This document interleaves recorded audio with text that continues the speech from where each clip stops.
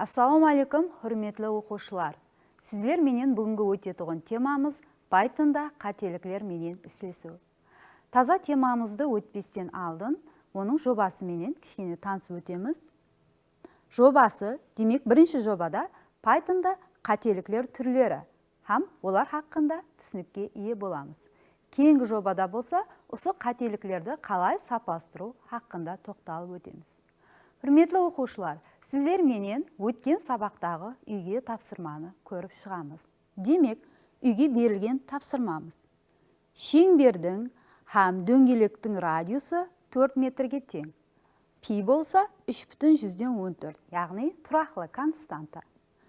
Енді бұл жерде сіздерге берілген тапсырма төмендегіше еді. Бірінші, дөңгелектің майданын есаплау керек. Екінші, шеңбердің ұзынлығын табу керек. Һәм осы есапланғандарды Python программасын түзу керек еді. Демек, үйге тапсырманы тексеріп көреміз. Үйге тапсырманың орындалуы. Дөңгелектің радиусы берілген, пи берілген, яғни тұрақлы. Енді бұл жерде дөңгелектің майданы S-ті табамыз. Бұның үшін дөңгелектің майданын табушы формуланы есімізге түсіреміз. Яғни S тең болады PR квадрат. Енді бұл жерде, hürmetli оқушылар, Python программаластыру тілінің интеграласқан орталығында мәнсілерді кіртіп көреміз, яғни кодты тереді екенбіз.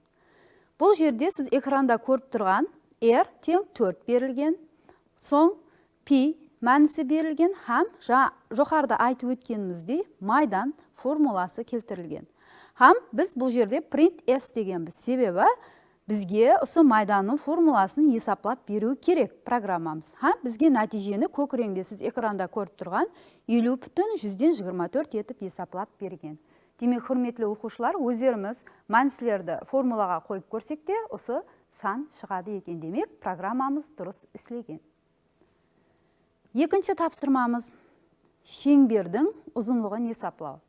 Жоғарыда айтып өткенімізде радиусы және R 4-ке тең, һәм пи тұрақлы. Енді бұл жерде майданның өзгешелігі шеңбердің ұзынлығының формуласы L тең 2πr екен. Осы формуладан пайдаланған халда біз Python'да, яғни интеграласқан орталықта код кіртеді екенбіз. Бұл жерде жаңа айтып кеткеніміздей радиус берілген, соң пи тұрақлы кіртілген, һәм онан кейін шеңбердің ұзынлығын өлшеуші формула кіртілген, һәм print бұйрығы менен формула L, яғни осының мәнісі есапланған. Сіз экранда көріп тұрған көк реңде, демек, шеңбердің ұзынлығының мәнісі 25,12 есаплап берілген. Біз оны өзіміз қолдан есаплағанда, осы рақам менен тең шығады. Демек, үйге тапсырмамыз сізде осы көріністе шыққан болса, сіз үйге тапсырманы толық орындаған боласыз. Енді, hürmetli оқушылар, сіздер менен таза темамызға қайтамыз. Жаңа айтып өткенімдей, таза темамыз Python'да қателіклер менен ісілесу.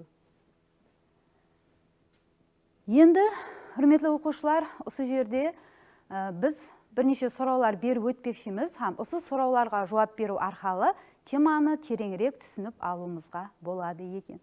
Бірінші сұрауымыз: программа түзу процесінде қандай қателіклер жүзеге келуі мүмкін?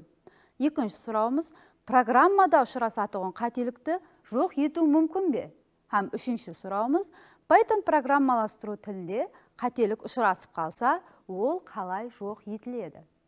Енді осы сұрауларға жауап беруге өтеді екенбіз. Осы жерде, hürmetli оқушылар, сіздерге бір нәрсені айтып өткім келеді. Еслеп қалың. Яғни, программаластыруда тез-тез ұшырасып тұратығын бізге көбінесе кесент ететіғын өзіміздің есімізде қалу керек болған нәрселерді атап өтпекшімен. Бұлар, яғни қателіклердің түрлері, үлкен һәм кіші әріплерді парқыламай қалуымыз. Яғни, Python программаластыру орталығында біз үлкен әріппенен кіші әріптің бір-бірінен парқы бар екенін, олар бір программада бір уақытта келуі мүмкін емес екенлігін есімізден шығармауымыз керек. Екінші, бір һәм екі қостырнақлар. Яғни, қостырнақлардың бұл екі түрін араластырып қолдануға болмайды. Ашылушы қостырнақ сипатында қайсы бірі қолданылса, жабылушы қостырнақ сипатында тап сол түрі жабылуы керек болады. Кері жағдайда бұны Python қате деп алып, біздің программамыздың нәтижесін шығарып бермеуі мүмкін. Һәм үшінші, минус һәм астыңғы сызықты бір-біріменен ажырастырып алмауымыз керек. Һәм онан кейінгі бізде, құрметті оқушылар, программаластыруда әлбетте әр түрлі қаусырмалар пайдаланылады екен. Олардың түрлері көп: әпайы қаусырмалар, системалы қаусырмалар һәм квадрат қаусырмалар. Енді біз программа бұйрықларын кіртіп атқанда, яғни кодты кірткен уақытымызда қайсы қаусырмадан пайдаланып ашқан болсақ, демек сол қаусырмаменен жауымыз керек болады екен. Кері жағдайда бұл қателік болып есептелінеді екен. Әрқандай программаны жазу процесінде әр түрлі қателіктерге жол қойылуы мүмкін. Егер жазылған программа құрамында қате ұшырасатұғын болса, ол жағдайда программа іске түспейді, һәм экранға жол қойылған қателік хақында хабар беріледі. Енді программаластыру орталығындағы қателік һәм оларды түзетуге тоқталып өтеміз. Программаластыру орталығында программа коды жазылып, программа іске түсірілгенде қателік хақында хабар сіз экранда көрініп тұрған көріністе пайда болады екен. Бұл syntax error айнасы болып есептелінеді. Бұл айнада программаның кодында оны іске түсіруге тосқынлық етуші қандайда бір қате бар екенлігі хақында сізге ескертіп өтеді. Енді қателік хақында хабар, яғни жаңа алдыңғы көріністе көріп өткен суретіңіз шықса, демек қателікті анықтауымыз керек болады екен. Мысал үшін, сізге invalid syntax сөзі шықса, бұл жерде тексті теруде қателік бар деп тұрды сізге программа. Енді ондан кейінгі сөз шығатын болса, программада надұрыс орын ажыратылған, һәм тағда басқа сөздер менен сізге қателікті білдіреді екен. Біз бұл жерде ОК түймесін басамыз, һәм программа айнасына қайтады екенбіз, һәм біз сол қателікті табуға әрекет етеді екенбіз. Қателік бар болған, қызыл менен белгіленген қатар диққатпенен тексеріледі, һәм қате түзетіледі екен. Міне, жаңа сізге айтып өткендей, Python айнасының интерактив орталығындағы жүз берген қателікке тоқталып өтеміз, һәм оны түзетуді көріп шығады екенбіз. Кейде жол қойылған қателік интерактив орталықта қызыл реңменен көрінеді. Экранда диққатпенен қарасаңыз, қателік қызыл реңменен берілген. Бұндай қателік программаның іске түсуіне тосқынлық етеді. Бірінші, name error қателігі, яғни біз бұл жерде атама берілгенде, name сөзі инглиз тілінен алынған, өзіңіз жүзі жақсы білесіз, атамада қателік бар. Яғни бұл жерде print сөзінің орнына prompt сөзі кіртілген, һәм бұны программа танымай атырыпты. Һәм сіз атта қателестіңіз деп бізге ескерту беріп атырыпты екен.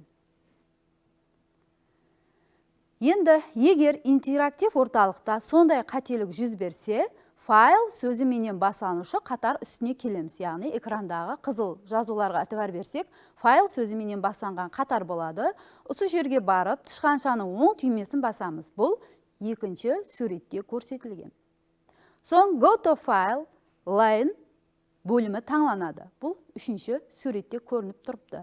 Демек, бұннан соңғы басқышымыз, яғни қадеміміз, программаластыру орталығында қателік көрсетілген қатарға өтеміз. Һәм сол қатарды дұрыслауға әрекет етеміз. Яғни prompt деп келтірілген болса, соны print етіп өзгертеді екенбіз. Бұл төртінші суретте көрініп тұрыпты. Енді, құрметті оқушылар, қателіктердің қандай жағдайда ұшырасатұғылығын, оларды қалай түзетуді сіздер менен көріп шықтық. Осы бойынша сабақты бекемдеп көреміз. Құрметті оқушылар, сіздерге міне үш көрінісінде, үш суретте программаның бөлімдері, яғни программаға кіртілген кодлар келтірілген. Біз міне осы үш суреттен қандай қателік барын көріп шығамыз. Кейінгі суретке өтеміз. Бұл жерде міне тапсырманың орылануы А суретке ітібар менен қараң. А мәнісі 12 деп берілген, ал Б мәнісі болса 18 деп берілген. Соң К тең А қосылған Б. Енді, құрметті оқушылар, ітібар менен қараң. Print сөзінде бізге C, яғни С харібі берілген. Ітібар берсеңіз, бұл жерде С харібі жоқ, яғни бұл жерде қателік с-ның орнына к әрібі тұруы керек еді. Демек, бұл программаның қателігі, мен қызыл белгімен белгілеп қойыппан, с әрібінің орнына к әрібі берілу керек еді. Екінші көріністе, бұл жерде ешқандай әріплерде алжасық болмаған. Ітібар беріп қарасақ, құрметлі оқушылар, А өзінің мәнісін, Б өзінің мәнісін кіріткен, С болса А қосылған Б деп берілген, принттаям С әрібі берілген, бірақ жаңа басында, теманың басында айтып өткеніміздей, Pythonда үлкен һәм кіші әріплер бір уақытта қолданса, бұлар басқа мәнісілерді беріп кетуі мүмкін. Сол себеплі, дәлсілеп біз үлкен әріпті алсақ, ақырына шкем үлкен әріпте беруіміз керек. Кіші әріпті таңласақ, ақырына шкем кіші әріпте беруіміз керек. Осы себеплі бізде екі жерде қате бар, яғни С тең А қосу Б мәнісінде А да Б да кіші әріплерде берілген. Бұл демек қате. Һәм print сөзінде де С әрібі кіші әріпте берілген. Демек, біз жүдә әпайы деп ойлаған кішкене қателер біздің программамыздың іслеуіне тосқылық етеді екен. Һәм соңғы суретте бір харіптің түсіп қалуы, яғни H сөзінен кейін 15 мәнісі берілген, һәм printта азаттың жасы берілген. Һәм енді print бұйрығы берілген уақытта H сөзі толық кіртілгенде бізге азаттың жасы 15 мәнісін шығарып беру керек еді программа. Ал бұл көріністе болса программамыз істемейді. Себебі кіртілген бұйрықта қателік бар екен. Бұны біз қызылменен белгілеп қойыппыз. Құрметлі оқушылар, міне осы көріністе майда қателіклерге ітібар беріп, жақсылап кодты кіртсек, біз әлбетте өзіміз қалеген нәтижені, өзіміз қалеген мағлұматты алады екенбіз. Һәм осы көріністе тапсырманы орылайды екенбіз. Егер сіздер менен бекемлеудегі тапсырма түсінікілі болатығын болса, үйге тапсырманы аламыз. Құрметлі оқушылар, үйге тапсырманы да бекемлеу бөліміндегі тапсырмаларға ұсаған етіп алуға әрекет еттік, себебі сіздерге түсінікілі һәм анық болуы үшін бұл жерде де кіші программалар келтірілген. Программаның кодында болса, мінекей сіз өзіңіз көріп тұрыпсыз, қателіктер бар. Мен бұл қателікті, құрметлі оқушылар, өздеріңіздің табуыңызға қойып беремін. Сіз ітібарменен экранға жақылап келің, һәм кіртілген кодларды көресіз, һәм осы кіртілген кодлардан екі көріністен өзіңіз қай жерде қате барын табуға әрекет етесіз. Құрметлі оқушылар, міне бүгінгі қателіктер, һәм олардың түрлері, оларды қалай дұрыстау керек, һәм келешекте қатеге жол қоймау үшін нелерге ітібар беру керектігін сіздерге түсіндіріп бере алдым деп ойлаймын. Егер сабақлы түсінікті болған болса, келесі сабақларда ұшырасқанша қош сау болың.